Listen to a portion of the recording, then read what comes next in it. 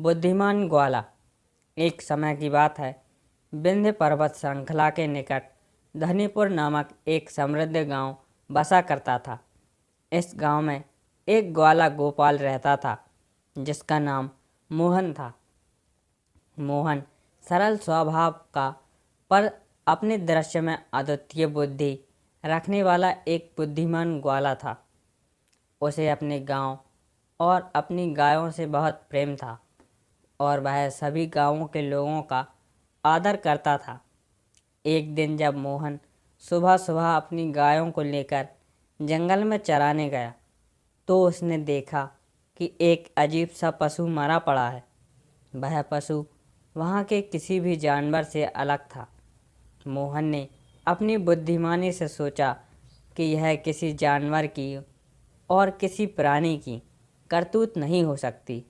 वह समझ गया कि यह किसी शिकारी द्वारा की गई हरकत थी। जब वह शाम को वापस आया और इस बारे में सभी को बताया तब गांव वालों में खलबली मच गई। उन्होंने फैसला किया कि इस मामले की गहनता से जांच करनी चाहिए। मोहन ने स्वयं यह जिम्मा उठाने का निर्णय लिया। अगले कुछ दिनों तक मोहन ने ध्यान से जंगल के अंदर और बाहर का निरीक्षण किया। वह रात को अपने लालटेन लेकर निकलता और शिकारियों के निशान को खोजता। उसकी अद्भुत बुद्धि और सूझबूझ से उसे एक दिन अद्भुत सुराग मिला।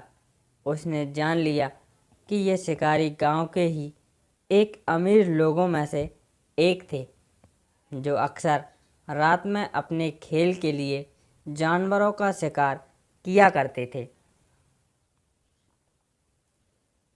मोहन ने इस बात को सार्वजनिक किया और शिकारी के सामने एक शर्त रखी।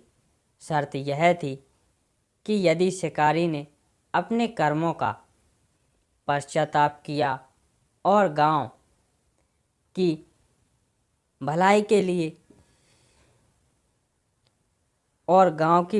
लिए काम करना शुरू किया तो वह उसे क्षमा कर देंगे, अन्यथा पूरे गांव और राज्य का कानून उसके खिलाफ कठोर कदम उठाएगा।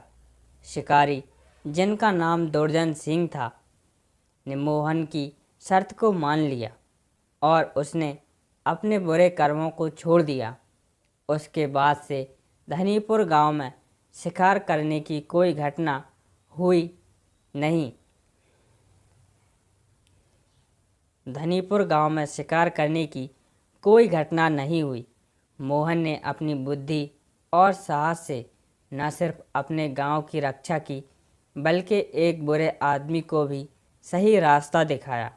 इस कथा के प्रेरणा स्रोत से समझ आता है कि बुद्धिमानी से बड़े संकट को भी हल किया जा सकता है और सत्य एवं अच्छाई की हमेशा जीत होती है।